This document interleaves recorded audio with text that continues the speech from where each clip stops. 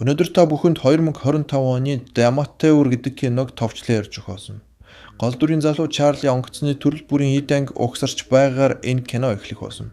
Гэвч эхнэр Сара түүн дээр ирж удахгүй ажиллаар Лондон руу явах болсноо хэлээд залууг хамт явъя гэж санал болгоно. Гэвч Чарли завгүй байсан тул татгалзаад тагнуусын төв газар руу ажилдаа явлаа. Тэнд очиж Инкливанаас түүний компьютерт зурвсууд ирнэ. Чарли түүнтэй эртнээс харилцаж нууц мэдээлэл авдаг байсан ч энэ удаад Инкливаны илгээсэн файл Чарлигийн ертөнцийг ормонгоор нэргүүлж болохоор байлаа. Чарли Инкливан гэж энэ нууц этгээд хэн болохыг таахыг оролдоно.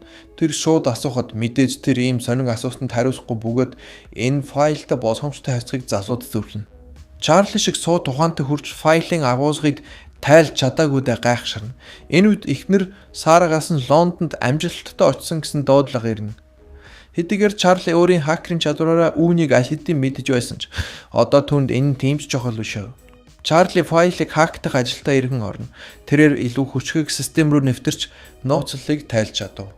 Файл дотор эрх баригчид өөрсдөө нисгэгчгүй онгоц хөөргөж, харин иргэдэд зориулж бөмбөг дэлбэрсэн гих өсвөр зохиосон талаар нууц мэдээлэл байлаа. Энэ үед нь мэдээгээр армийн элит тусгай ангиудыг устгасан тухай гарч байлаа. Энэ бүх ажлын ард Муур буюу өөрөөр хэлбэл Чарлигийн дарга зогсож байв. Чарли унтахын өмнө эхнэртэйгээ холбогдохыг оролцсон ч нөгөөх нь утсаа авахгүй байв. Ингээд тэр эхнэртэй зурус үлдээн. Харин маргааш нь ажилдаа ирэхэд дарга Муур нь түүнийг хүлээж байв. Мөн бас О'Брайен хэмээх агент Лондонд террорист халдлага болсон. Харамсалтай нь тэр халдлагаар эхнэр Сара нь амургдсан гэж залууд мэдээлээ. Чарли юунд итгэж чадахгүй байсан тул Муур зурагтны мэдээг асааж залууд үзүүлв. Бичлэгүүдийн нэг дээр Сара тодхон харагдаж байлаа. Үүний дараа Чарли гэрлүүгээ яаран очино. Түүнийг олон арван сэтгүүлч бүчих гэж оролцсон ч Чарли тэдэнтэй ярилцахыг огт хүсэхгүй байв. Маргааш нүнөх нууц этгээдээс авсан сүүлийн файлын мэдээллийг мэдэж байсан Чарли террористууд хэдэн зуун хяналтын камертай зочид буудлын руу хэрхэн нэвтэрч чадсныг ойлгохгүй байв. Муур бүх зүйлийн учрыг олно гэж залууд тангаргална. Тэр өдөр Сарагийн шавлыг авчирлаа. Эхнэрийн эд зүйлс дунд түүнд зориулсан авсан бэлгэн байсан нь Чарлиг усам ихээр шархлуулсан. Тэр гэхдээ зүгээр сууж чадлагүй ажилдаа очиж бүх хяналтын камерыг шинжилж террористуудын бүх ажиллагааны учир зангилга гаргахаар ажиллаж эхэлнэ. Бүх зүйл машин хулгайлахаас эхэлсэн бөгөөд үүгээрээ тэд үйлчлэгээний ажилтны хаалгаар нэвтэрч ДНХ-ний бүх ус мөрөө устгахаач мартсангүй. Тэд Индонезийн нэгэн корпорацид ажил хэргийн уулзалт хийх гэж байсан боловч гэхдээ ямар нэгэн зүйл буруугаар ярьж гэмтэрэгтнүүд буудаж эхэлжээ. Цагдаа нараас хамгаалахын тулд гэмтэрэгтнүүд барьцааны хүмүүсийг авсан ба тэдний ярианы бичгийн ачаар Чарли дуу хоолойг нь тус-тусад нь салгаж тэдгээр дээрэмчид хэн болохыг олж мэднэ. Тэд бол Орс Мишка, тусгай хүчний Лаурес, хөлсний зэрэг Хорст болон офицер Гретхен нар байлаа. Өдөржингүүд залуугийн явуулсан мөрдлөгт ямар нэгэн байдлаар хариу үйлдэл үзүүлэхийг хүсэхгүй байгааг Чарли анзаах бөгөөд энэ нь тэд аль хэдийн бүхнийг мэдэж байсан гэсэн үг байв. Калеб гэх нэр тэд энэ чиглэлээр ажиллаж байгаа гэж дахин хотлолно. Чарли өөрөө аюулгүй байдлын системийг босруулсан тул барилга руу хэрхэн чип оруулж босхийг мэддэг байсан бөгөөд түүн дээр бүх нууц мэдээллийг хуусаад эхнэр нь өстөж нас барсан энэ ажиллагаа тэдний хийсэн зүйл болохыг мэдэв. Засуу дарга Муур гихчтэйгээ уулзаж энгийн номхон иргэд амургтд хүргэсэн түүний алдаануудыг нь харуулна. Хэрв тэд түүнд туслахгүй бол эдгээр мэдээлэл Тагнуусын төв газрын захиралд очино. Хэрв тэд түүнийг алахыг оролдвол энэ мэдээлэл 5 цагийн дараа автоматар илгээх болно. Тиймээс тэд Чарлид тусгай агент болох ур чадвар зааж хуурамч бичиг баримт, зэвсэг мөн тэдгээр алуучдыг буюу Тагнуусын ажилтнуудыг хаанаас хайх мэдээлэлээр хандах ёстой гэсэн нөхцөлөд тусгав. Чарлиг явсан дараа Муур түүнийг зүгээр сүрдүүлж өгөх гэх боловч Калеб эрсдэл гаргахыг хүссэнгүй. Тэд эхлээд Чарли нууц мэдээллийг хаана хадгалж байгааг олох хэрэгтэй бөгөөд үүнийг олмогцоо Чарлиг бэлтгэлийн үеэр санамсгүй мэт устгах төлөвлөгөө гаргасан. Агентууд Чарлиг цогцос бүрт хориотой зүйлсийг хэрхэн оруулж чадсныг шинжлэх боловч юу ч олж мэдсэнгүй. Үүний дараа тэд Чарли бар руу орох болонд дуу тоглоомч дотор ямар ч хөгжимгүй зөвхөн шууган бичигдсэн диск хийж байгааг тэд анзаарна. Энэ үед Чарли бэлтгэлийн төв дэрлээ. Залууд агент Хендерсон тусгайлна. Чарли явахт буудаж чадахгүй бөгөөд маш ойрын зайнаас л байг унаж байв. Харин төрөл бүрийн тэсрэг бөмбөгнүүд түүний хувьд яг л тавсам шиг амархан байлаа. Хендерсон түүний энэ уур чадварыг ихэд гайхан бишрэнэ. Шөнө дөлөөр Хендерсон Чарли дээр ирэв. Тэрээр Чарлиг хүн алах зориулттай хүн биш гэдгийг нь ойлгох боловч их нэрийнхээ өшөөг авах өөр арга түүнд байхгүйг бас хэлнэ. Тэгээд Хендерсон түүнд гар буу өгч өөрлөө чиглүүлэхийг тушаасан ч Чарли маш их айкс давцсан тус бууга боосов. Агентууд дискийг шинжлээд Чарли зүгээр сүрдүүлж өгнө гэсэн дүгнэлтэнд хүрнэ.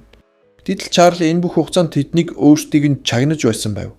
Муур Хендерсонд Чарлиг барьж авахыг тушаасан боловч түүнийг очиход Чарли аль хэдийн алга болсон байлаа. Муур файлд тагнах төхөөрөмж байсныг олж залууд энэ бол уруст гэж хэлнэ. Чарли Лондонд очих бөгөөд түүний паспортыг мэдээллийн санд оруулсангууд Хендерсоныг түүнийг баривчлахаар илгээнэ. Чарли дээрэмчтэйг болох Гретхенийг ядах юмгүй хурдан олж илрүүлнэ. Тэрээр түүний ямар байршилд амьдрдгийг мушгиж, оршин суугчдын нэг нь гарч ирэх үед зөрөө дотож нэвтэрнэ. Чарли цоож онгойлгож чаддаггүй байсан ч үүнийг YouTube-ийн бишвээс сурж аваад Гретхений байранд орчихлоо. Залууд түүний өдрийн хуваарийг олж үзээд гэгтэн зэвсэг байсныг нь өөртөө хурааж авна. Гретхен удгүй гэртээ ирнэ гэдгийг Чарли ойлгоод орцонд нэг давхар дээш гарч хүлээнэ. Түүнд гох дарах боломж байсан ч зориг нь хөрөлгүй зүгээр зочид буудлын руу зогтчихлаа.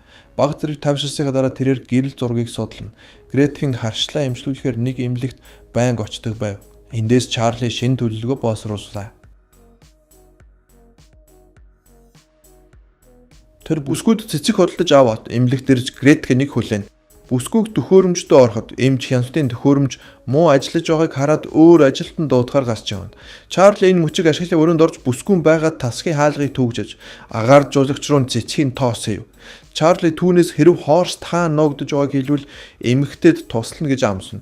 Учир нь Хорст гогдаран Сараг хөнөөсөн итгэж байв. Гретхенд амьсгалах яхад хэцүү болох үед Чарли хаалгыг онгоолгоно. Тэдний хооронд зодон үсэж Чарли эрэхтэй хэрнээ Гретхенд ялагдав. Асуугчин бүсгүйд зүгтхийг оролцсон ч машинд тэнтлээ дайруулан амиа авчлаа. Ядчил түүний утас эвдэрсэнгүүд Чарлиг яс утсыг нь аваад зүгтаалаа. Магаш нь тэрээр Марсель хотод очино. Таинуудын төв газарт Гретхенийг устгасан тухай мэдээ хүрнэ. О'Брайен Муураас үүнийг хэн хийсэн байж болохыг асуухад тэр манайхнаас нэг нь гэж хариулав. Чарли өмнө хүн аж үзээгүй тул сэтгэл санаа нь маш хүнд байлаа. Тэр баарнд хүмүүс дундаас Хендерсоныг олж хараад шууд л зогтно. Хендерсон Чарлиг араас мушгих бөгөөд Чарли нийтийн бийц газар орж нуугдсан ч тэнд зогтох цонх байсангүй. Тэгээд тэр Хендерсон руу очихоор шийднэ. Хендерсон түүнийг Гретхений утсаар дамжуулсан олсон гэдгээ тайлбарлав. Чарли түүнд цаг хэмжигч харуулах бөгөөд баарны жорсонд баг зэргийн дэлбэрэх доосна. Дэлбэрэлтийн чимээнээр Чарли Хендерсоноос зүгтааж амжив. Хендерсон түүний байршлыг шалгахыг хүсэн ч Гретхений утас ажиллахгүй болсон байсан юм. Чарли зөвхөн чатаар хасдаг байсан Инквилиам гэгч рүү хандаж тусламж гуйхаас өөр аргагүй болсон. Хэсэг хугацааны дараа уулзах газар түүн дээр өөрийгөө Инкливон гэж танилцуулсан нэгэн эмэгтэй ирнэ. Тэрээр тагнуулын төв газарт ажиллаж байсан нөхөр нь амөрөгцсөний дараа хакер болсон тухайгаа ярина.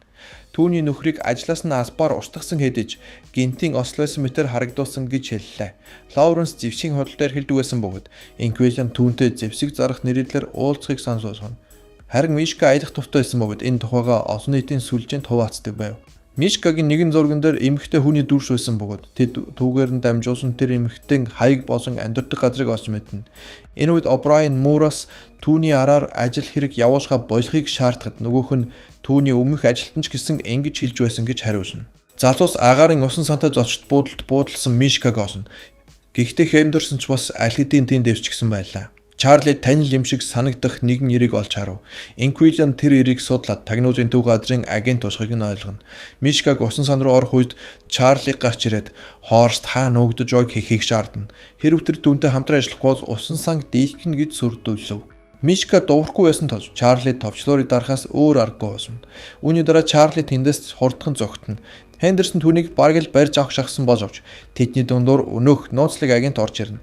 Агентууд хоорондоо хэрхэн тулдаж байгааг Чарли харсан ба өнөөх хэрэг гар буу гаргаж Хендерсоныг шахтуулсан ч Хендерсон зэвсгийг нь булан авч ялалт байгуулсан. Агентууд Чарлиг ганцаараа энэ бүхнийг сэдэж чадахгүй гэдэгт итгэлтэй байсан бөгөөд зоруусуудыг шалгасан дараа Инквилианыг олж илрүүлнэ.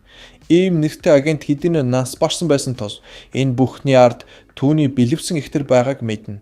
Шөнө орой эмэгтэй байшингийн ойролцоо зэвсгсэн этгээдүүд гасч ирнэ. Тэд хоёр нууц гасцаар зогтох боловч Дрон тэднийг илрүүлчихв. Алуугчид гал нээд сум инквилинийг хүнд шархтуулсан. Чарли түүнийг хажуугийн суудлал руу татаж оруулаад машинаар зогтсон байна. Харамсалтай нь буудуулсан бүсгүй амьд үлдэж чадсангүй. Маргааш нь тэрээр Лауренстэй Румынд уулзахаар тохиролцсон. Харин тагнуулын төв газрыг төөрөгдүүлэхийн тулд нүрээ уншуулж Берлинд хяналтын камеруудыг хакерцснаар тагнуулын төв газар түүнийг Берлинд байгаа гэж бодно. Лауренсыг уулзах газарт ирэхэд тэр хайцгууд болон гарууц олж харах үед дуудлага ирлээ. Чарли Лауренст бөмбөгөөр дүүрэн хайрцуудыг онгойлгож үзхийг хэлнэ. Хэрв тэр хөдөлбөл бүх зүйл дэлбэрэх болно гэсэн юм. Чарли түүнээс Хорстыг осоход туслахыг хүсэхэд Лауренс Хорстыг Оросын нутаг дэвсгэрт ажилдаг бөгөөд бараагаа Балтийн бомбоор хүлээж авдаг гэж хэлнэ. Түүнд хэрэгтэй бүх нэрс Лауренсийн утсан дээр байв. Чарли утсыг нь аваад явах ба түүний ард дэлбэрэх болсон. Тун удалгүй тагнуулын төв газар тэднийг мэхэснийг ойлгоно. Маргааш нь Чарли Лауренсийн кодыг явуулаад нэгэнгээр утсаа гаргаж үзхийг харна. Тэрээр хэд хэд удаа зураг дарж тэдгээрээр дамжуулсан усан онгоцны нэр болон ямар чиглэлээр хаашаа явдгийг нь олж мэднэ. Гэвч залууг сүвчээ асмаа хийгээд бэлэн байх үед араас нь хэнийг нь цохиж унгах ба тэрээр эхнэрийнхээ бэлгийг унгана. Тэр сэрэхэд Хорст өөрөө түүнийг олсон байх ба Чарлиг хүний нүд рүү харж байгаад алж чадахгүй хүмүүсийн нэг гэдэгт итгэлтэй байсан тул өөрийнхөө гар бууг түүнд өгнө. Чарли энэ үед ч гэсэн үнэхээр л буудаж чадсангүй. Гэтэл гинэт даруус донгоц чиглэлээ өөрчлөн Чарли хэдийнэ усан онгоцыг хакердж амжсан байсан бөгөөд эцсийн зогсоолыг өөрчилсөн байж таарна. Тэднийг Финляндийн тусгай хүчин бүсэлж баривчлана.